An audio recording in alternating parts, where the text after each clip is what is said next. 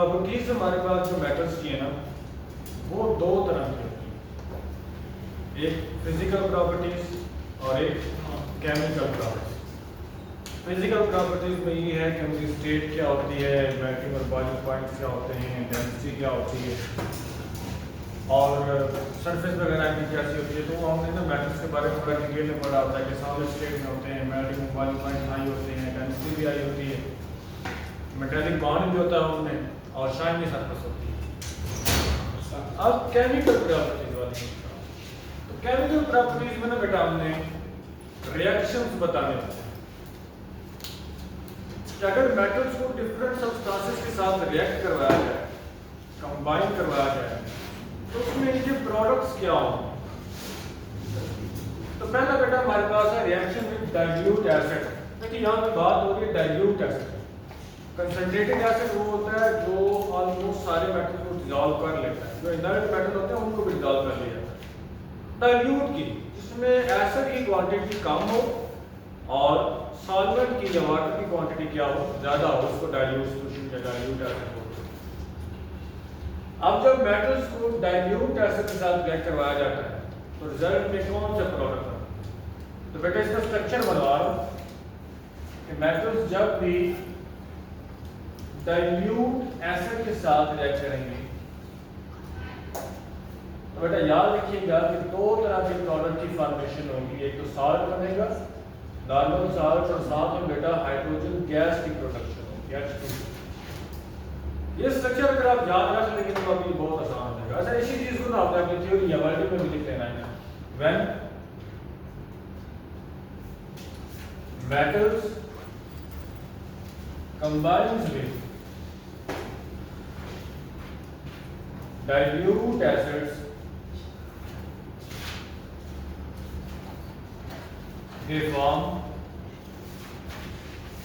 salt and hydrogen gas. ठीक है बेटा, थ्योरी लिखवाने का मकसद ये होता है कि इजीली समझा जा सके या उस रिएक्शन को अपने शब्दों में हम आसानी से लिख सकें या समझ सकें।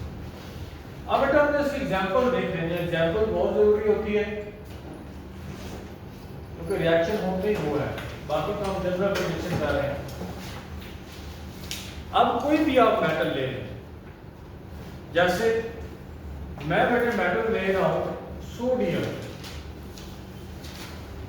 अल्कली मेटल है, ग्रुप 1 से बिलोंग करता है, वेरी रिएक्टिव है, और इसका रिएक्शन बेटा करवाता हूं मैं हाइड्रोक्लोरिक एसिड के साथ, एक स्ट्रॉन्ग एसिड है। जब बेटा ये हाइड्रोक्लोरिक एसिड से रिएक्ट करता है ना, रिजल्ट में एक नॉर्मल सॉल्ट बनता है, वो कौन सा है, NaCl, सोडियम क्लोराइड, और बेटा साथ में किस चीज की प्रोडक्शन होनी है, हाइड्रोजन गैस। तो अगर आप एक एग्जांपल लिख लेते हैं तो वो बहुत है। हमेशा ऐसे ही होगा कि जब भी मेटल डाइल्यूट एसिड से कंबाइन होंगे, रिएक्ट करेंगे, तो दो ही प्रोडक्ट बनेंगे, एक साल्ट बनेगा और दूसरे क्या चीज बनेगी बेटा, हाइड्रोजन गैस बनेगी। अच्छा पहला तो ये था। दूसरा है रिएक्शन विद कोल्ड वाटर। ठीक है बेटे, अब कोल्ड वाटर के साथ तो बेटा सारे मेटल रिएक्ट नहीं करते। जो इनर्ट मेटल हैं या लीस्ट रिएक्टिव हैं, जैसे गोल्ड है, प्लैटिनम है, सिल्वर है, कॉपर है, वो कोल्ड वाटर के साथ रिएक्ट नहीं करते। हाँ जो वेरी रिएक्टिव है, मॉडरेट रिएक्टिव है, वो रिएक्ट करते हैं। और जब वो मेटल्स बेटा कोल्ड वाटर से रिएक्ट करते हैं तब प्रोडक्ट क्या बनेंगे, तो उसके लिए हम स्ट्रक्चर बना देते हैं कि वो मेटल जब कोल्ड वाटर से रिएक्ट करेंगे तो बेटा उसमें एक प्रोडक्ट हमारे पास बनेगा मेटल हाइड्रो ऑक्साइड।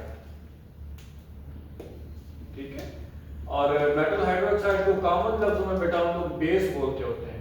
ऐसा सब्सटेंस जिसकी pH 7 से क्या होती है, ज्यादा होती है, 7 से कम होता है ऐसा होती है, और साथ में बेटा as a base hydrogen gas by product के तौर पर। इसी चीज को हमने अपने लफ्जों में लिख लेना है कि when metals combines with cold water,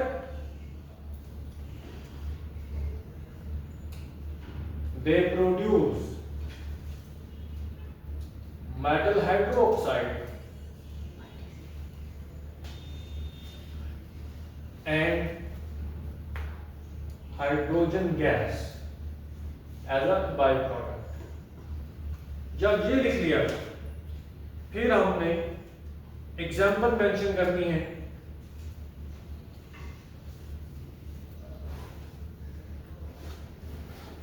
example में अब हम वेरी रिएक्टिव मेटल्स और मॉडरेट रिएक्टिव मेटल्स की तरफ आए। तो याद रखिएगा जो पहले दो ग्रुप के मेटल्स है ना, अल्कली मेटल और अल्कलाइन मेटल्स, हम मोस्टली उनमें से चुनाव करते हैं तो वो वेरी रिएक्टिव होते हैं। तो हम बेटा एग्जांपल ले लेते हैं, कैल्शियम की ले लें और उसका रिएक्शन करवा लें बेटा वाटर के साथ। जब कैल्शियम का वाटर के साथ रिएक्शन करवाया, रिजल्ट में एक स्लेट लाइम बना, कैल्शियम हाइड्रोक्साइड। इसका कॉमन नेम बेटा स्लेट लाइम है। और साथ में बच्चों as it is hydrogen gas की प्रोडक्शन। ठीक है। थर्ड है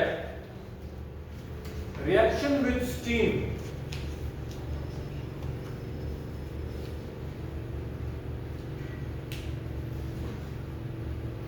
अब स्टीम में बेटा है तो ये भी वाटर ही, बट इसका टेम्परेचर क्या है, ज्यादा है as compare to cold water. तो यहाँ पे वेरी रिएक्टिव मेटल भी रिएक्ट करते हैं, मॉडरेट भी करते हैं, और समटाइम जो लीस्ट रिएक्टिव है वो वाले मेटल भी रिएक्ट करते हैं। तो इसमें क्या क्या चीजें बनेंगी, हम इसका स्ट्रक्चर भी ड्रा करते हैं पहले। जब मेटल्स स्टीम के साथ रिएक्ट करेंगे, कंबाइन होंगे, तो बेटा उसमें एक मेटल ऑक्साइड बनेगा। और मेटल ऑक्साइड का बच्चों दूसरा नाम हमारे पास होता है बेसिक ऑक्साइड। हमने ऑक्साइड वाले टॉपिक में इसको पढ़ा है। और साथ में बचा एक बाय प्रोडक्ट बनेगा और वो सेम है हाइड्रोजन गैस। यहां पर एक चीज कॉमन आ रही है, हाइड्रोजन गैस। ये जो तीन अभी हमने पढ़े हैं, reaction with dilute acid, cold water और स्टीम, तीनों में बाय प्रोडक्ट बेटा क्या आ रहा है, हाइड्रोजन गैस आ रहा है। ठीक है। अच्छा, अब इसी चीज को अपने लफ्जों में लिख भी लें। When metals reacts with or combines with steam, they produce metal oxide and hydrogen gas।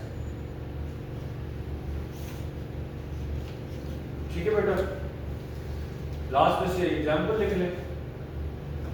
तो हमारे पास एक चीज हमने पढ़ी थी एल्यूमिनियम ऑक्साइड, लेकिन हम थोड़ा और इसको प्रिसाइज करते हैं, हम आयरन ले लेते हैं।